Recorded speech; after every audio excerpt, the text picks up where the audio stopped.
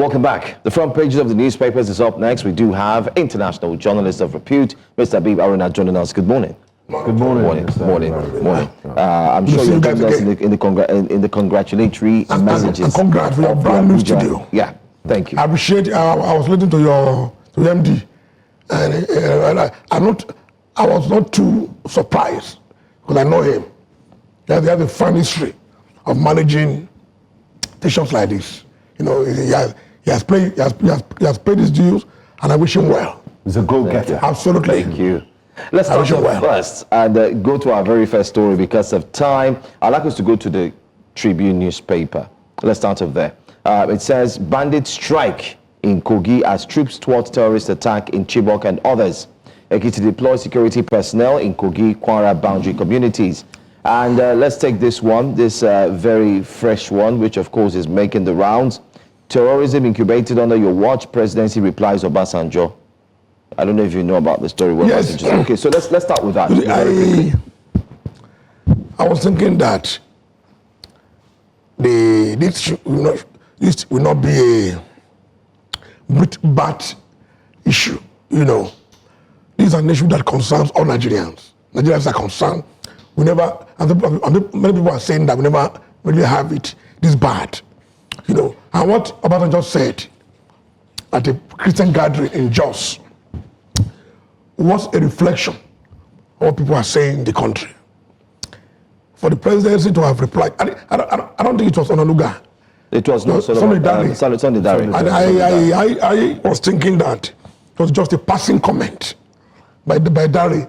That is personal opinion.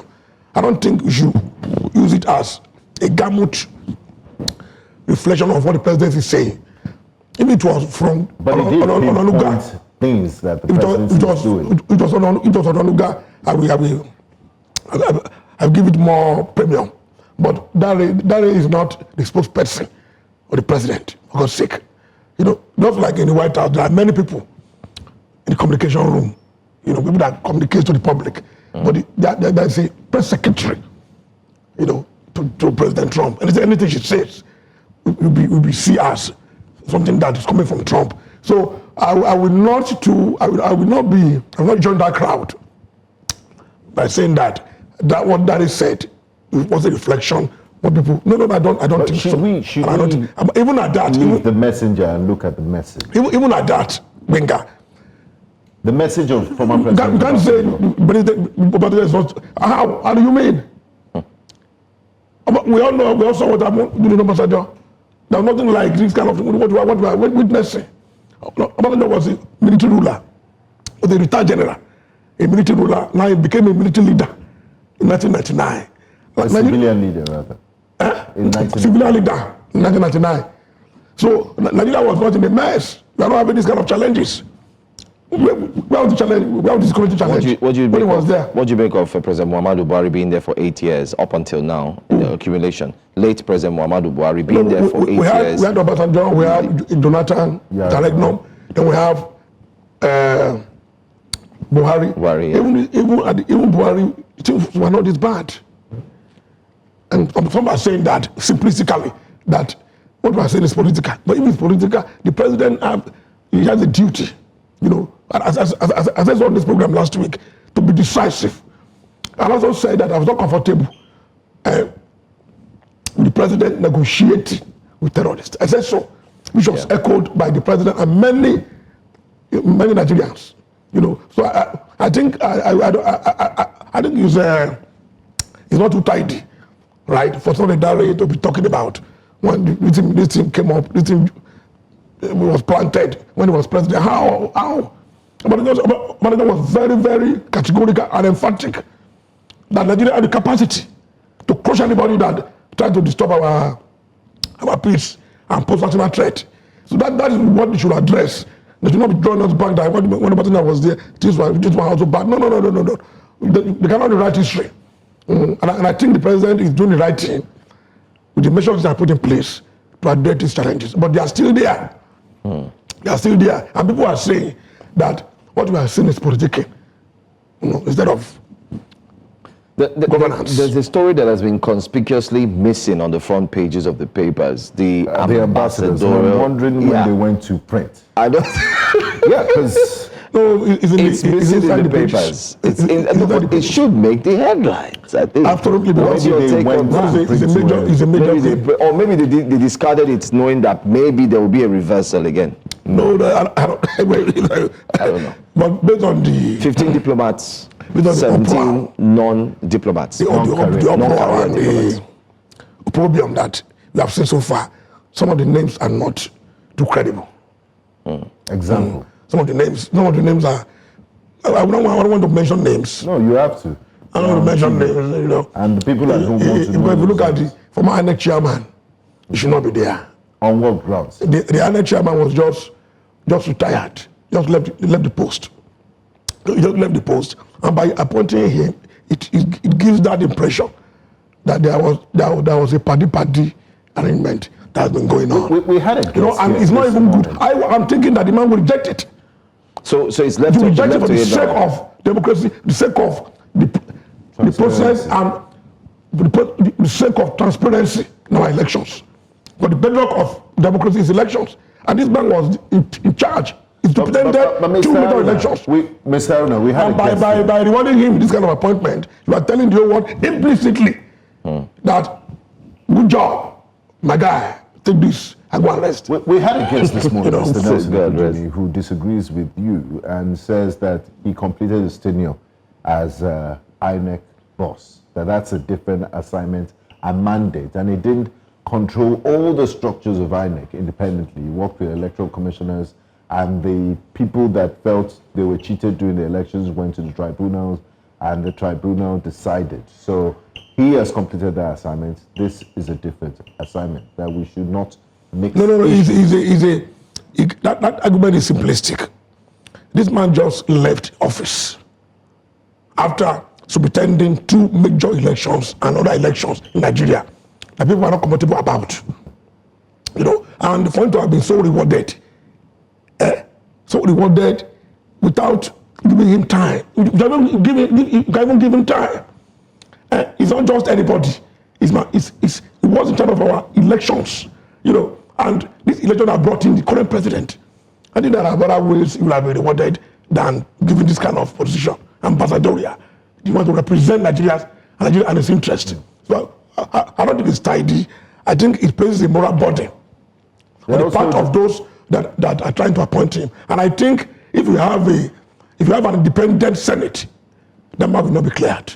But unfortunately, the Akpabio-led Senate cannot query it. Let's talk about. Is more afraid of his seat. I mean, you've been in the system. Let's talk about political pragmatism and come to the reality of how this appointment happened. A lot of critics have said, this list has politically exposed persons, cronies, former ministers, former governors, even, and the friends and loyal party supporters of Mr. President.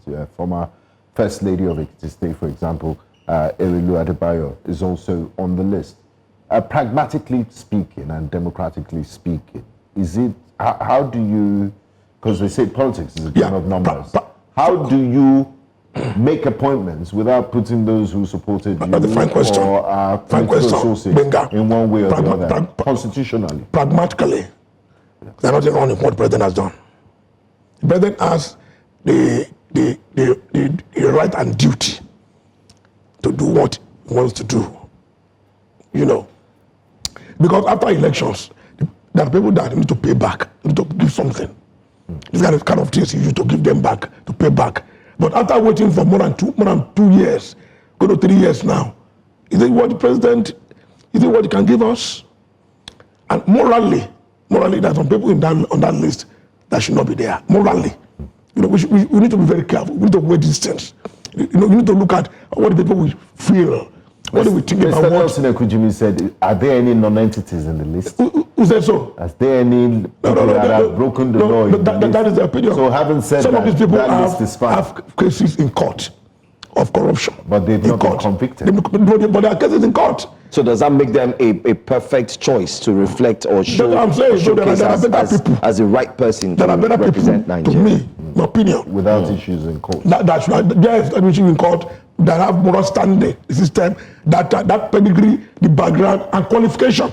That have been appointed. You see, it's not everything. It's not everything that. You want to go somewhere, but you have not really quite gone. That morality, is it because somebody has openly criticized a person and then comes back said he will never to support that person? Speaking from both sides of the mouth. Is it morality? No, Mokri even said it before now that I will never take an appointment from President Tinubu. But now he's back. Is that a moral issue? No, it's a moral issue. It's a moral issue. Yeah, but if you look at that, and if he's a man of principle, you say no. It's what I've said before. I'm sorry. I appreciate you, Mr. President. I won't take this. But we don't let Mahmoud for the sake of our democracy and sake of in Nigeria, we often look at... Mahmoud should not take this appointment. Now, Mr. Aruna, in Nigeria, we often look at the United States of America as a bastion of democracy, 200-year-old democracy, as the example to follow. In that same United States of America, the current Secretary of State, the most senior government minister, Marco Rubio, has said very unprincipled things about his principal, Mr. Donald Trump, today. But today, he's serving on his government. Rubio did not say... And they said that it's only God. But to quote the words of Mr. Nelson Ekujimi, he said, God is the Ayimayewu, the one that will make a decision and not reverse it. As long as we are humans, we can reverse the irreversible. The reversible, exactly. So the gentleman we're talking let's about... cut them some slack. The gentleman we're talking about is part and parcel of... is a co-travelers of this government. So I can understand where he's coming from. And I'm sure that is his personal opinion. Marco Rubio was against Donald Trump when they were doing the primaries together. But Marco Rubio did not say, I will not take appointment. I will never take appointment from Donald Trump. My principle. He didn't say that. So that is why the social media don't lie. Social media they are receipts. It's there. But can I say something? I think we should be very careful in the way this thing is done. And I don't believe that before the list was sent out, the president scrutinized it very, very well. So that at the end of the day, tomorrow morning we wake up and see that some names are presidential pardon to be sent out, and I believe they said it was scrutinized, but then again they had to take it back. Just to wrap things up. But my opinion is, I don't think it's the best list we can get. The president, I'm waiting for up to 3 years. It's not the best we can get. There are better Nigerians that should have been appointed. It's reminiscent of late President Buhari's ministerial list. After waiting for so long. Just 1 minute, because we're out of time. Abacha Lut, EFCC seizes Malami's passport. Malami was squeezed over the weekend. He came out to say he has been released, but later on we found out that his passport was seized, and EFCC is looking at possibly inviting him back again. What are we seeing here? All of a sudden, Malami had been invited. I was telling my wife, I said the same predictable playbook. Because he declared a contest for Kebbi election. He's a major character in the new opposition party, ADC. And I was asking my wife, come, tell me someone in APC that I've been invited of current. We had former governor of Okowa. Yaya Bello. Yaya Bello, Okowa. We've not seen... These guys are staying, enjoying themselves. The file is enjoy the loot. They said the file is somewhere. This is not too good for us. And you see, I don't know why but the issue is, why should you even suspect in the first place? I don't know why we keep why do you get your hands dirty on this same road? But shouldn't the issue be, why should you get your hands dirty? No nation should. And no one is beyond investigation. Corruption. Yes. Yes. And if Malami does anything that is wrong, he should be invited and, questioned. But it's too predictable. God's time and EFCC's time is the best. It's predictable that once you are in the ruling party, when they want to pull out all sins are forgiven. And once you are in a different party, challenging the ruling party, then suddenly the files are open. And you are invited. Like those managing directors, there's in and out file. Your file will be off. Malami's file has been brought to the top. To run a country. Anyway, because, according to Martin Luther King, injustice anywhere is a threat to justice everywhere. Let's close this file on that of note. today's show.